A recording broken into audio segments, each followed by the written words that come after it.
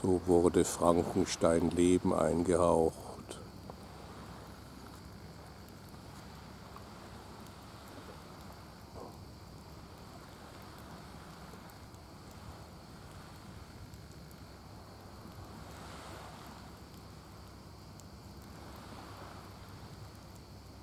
Jetzt wäre es witzig, wenn mit einem großen Puff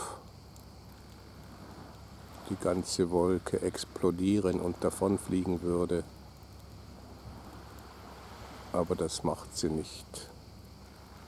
Sie brütet sich nur selber aus.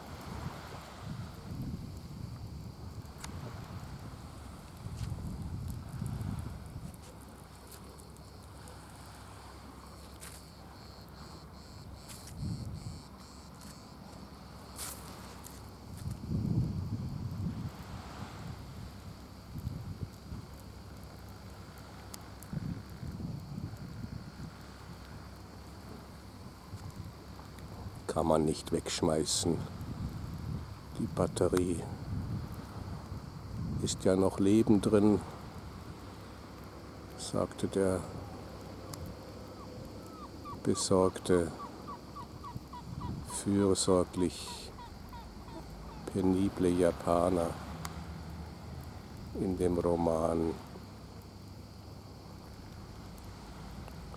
von ich weiß nicht mehr wem.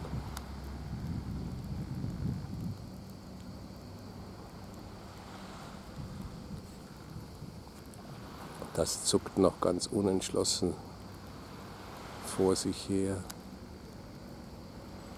Mal sehen, ob man das nachher auf dem Video sehen kann.